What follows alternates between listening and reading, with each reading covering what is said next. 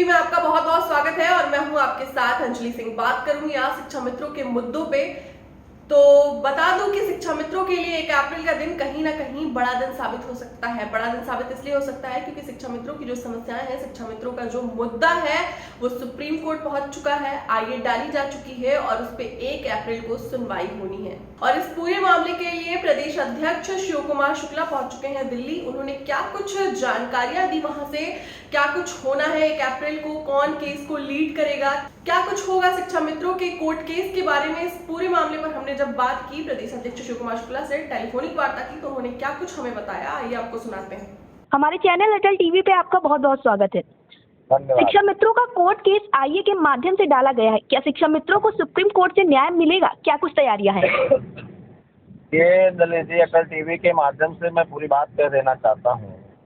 ये शिक्षा मित्रों की भावनाओं और उनके सम्मान जी के लिए जो है आईए डाला गया है जी और ये एक बहुत बड़ा मुद्दा है। जी अगर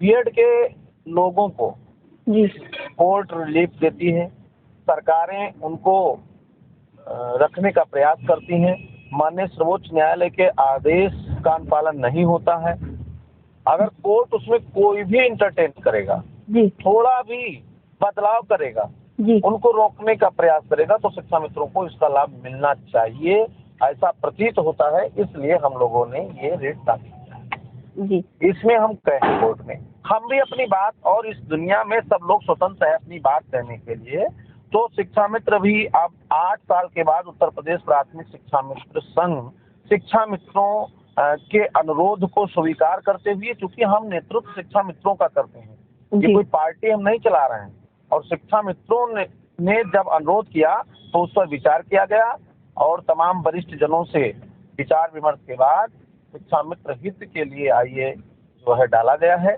और उसकी सुनवाई कल की डेट में सुनिश्चित है।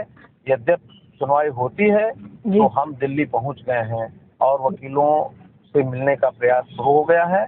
बातचीत करेंगे और बेहतर से बेहतर वकील, जितना बेहतर उत्तर प्रदेश का शिक्षा मित्र हमें समर्थन प्रदत्त करेगा, उससे बेहतर वकील खड़ा करने का प्रयास कोर्ट में हम करेंगे। ये संगठन का शपथ मान लीजिए, संगठन का दावा मान लीजिए, संगठन का संघर्ष मान लीजिए, और उत्तर प्रदेश प्राथमिक शिक्षा मित्र संघ जो कहता है वो करता है, उस वादे को मान लीजिए। उस पर खरा उतरने के लिए अपने टीम के साथ लखनऊ आ गए हैं, वो दिल्ली आ गए हैं और दिल्ली में अभी अपने साथियों से बात करेंगे। और जो साथी वकील हमारे सहयोगी रहे हैं और उन सबको बात करके और EOR से बात करके, और जो पेपर्स हमको और देना होगा वो हम अपने बारे में और पेपर्स उपलब्ध कराएंगे, और उन तमाम चीज़ों से कहीं से भी हम ये नहीं चाहेंगे कि कमी रहे। बाकी तो कोर्ट पर निर्भर है, वो हमारे हाथ में नहीं है। शिक्षा मित्रों को खोने के लिए कुछ नहीं है, और अगर उन्होंने मजबूती से इस बार सहयोग किया और इस मामले को गंभीरता से लिया तो पाने के लिए सब कुछ है। 1 अप्रैल का दिन क्या शिक्षा मित्रों के लिए बड़ा दिन साबित हो सकता है? देखिए अंजलि जी, ये मैं नहीं कह सकता। ये चूंकि जो दूसरे के अधिकार से हमें कुछ पाना है, दूसरे के आदेश निर्देश से हमें कुछ लेना है, तो उसमें मेरा कोई बहुत चैलेंज नहीं हो सकता। हाँ, इतना हो सकता है यद्यप 1 अप्रैल को या आगे जो भी डेट पड़ेगी उसमें कोर्ट ने ये समझा कि इन्होंने भी अपने जीवन के 24 वर्ष प्राथमिक एजुकेशन को सजाने संवारने, गरीब, वंचित, शोषित, पीड़ित के बच्चों को पढ़ाने लिखाने में अपना जीवन लगाया है, और अपने बच्चों के, अपने परिवार के परवरिश के लिए आज तड़प रहे हैं और दर दर की ठोकरें खा रहे हैं। इनके साथ भी न्याय होना चाहिए, तो निश्चित रूप से न्याय मिलेगा। शिक्षा मित्रों के बुरे दिनों का जिम्मेदार आखिर कौन नजर आ रहा है? क्या डबल इंजन की सरकार से शिक्षा मित्रों का भरोसा उठ गया है या उम्मीदें अभी भी बाकी है? देखिए, सरकार से भरोसा है। सरकार कर्मचारियों के लिए, जैसे प्रदेश में एक संरक्षक होता है परिवार का माता और पिता, ऐसे ही पूरे प्रदेश के कर्मचारियों के और प्रदेश के रहने वाले लोगों के जन कल्याणकारी योजनाओं को लागू करके और सरकार उसका पोषण करती है। और मुझे उम्मीद है कि सरकार शिक्षा मित्रों के प्रकरण को भी गंभीरता से लिया है। अभी पिछले दिनों हम लोगों ने काफी मेहनत किया सरकार के तमाम प्रतिनिधियों से, माननीय मंत्रियों से, माननीय विधायकों से, माननीय सांसदों से, माननीय विधान परिषद सदस्यों से मिल करके अपनी बात को रखा है। तमाम लोगों ने हमारे लिए माननीय मुख्यमंत्री से अनुरोध भी किया है। माननीय मुख्यमंत्री जी से हम लोगों ने व्यक्तिगत भी अनुरोध किया है और उन्होंने चुनाव के बाद शिक्षा मित्रों के अच्छे दिन की बात कही है। अभी आपके दैनिक जागरण के इंटरव्यू में गए थे, तब भी उन्होंने कहा कि संविदा कर्मचारियों के लिए ठोस रणनीति बनेगी, उस पर कमेटी हमने बना दिया है।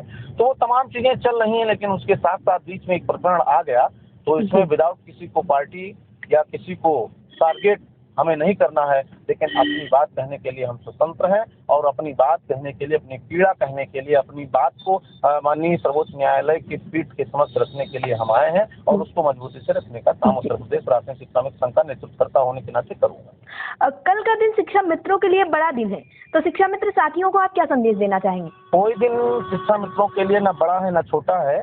जब कुछ मिल जाए वही दिन बड़ा होगा और बाकी सारे दिन जैसे हैं ऐसे ही रहेंगे। उसमें हमें किसी प्रकार का बड़ा और छोटा का अनुभव करने की जरूरत नहीं है। बस इतना है, खास हो सकता है अगर कुछ उसमें थोड़ा बहुत भी बदलाव का निर्देश कोर्ट ने दे दिया तो शिक्षा मित्रों का जीवन बदल जाएगा। तो जिस भी दिन ये बदलाव होगा और जिस भी दिन सरकार ने उसका कंप्लायंस कर लिया वो दिन बहुत बड़ा होगा। जी, हमसे जुड़ने के लिए धन्यवाद। आपको बहुत बहुत धन्यवाद। तो देखा आपने, ये थे शिव कुमार शुक्ला, जिन्होंने साफ तौर पर ये बताया कि कोई भी दिन शिक्षा मित्रों के लिए बड़ा या छोटा नहीं होता।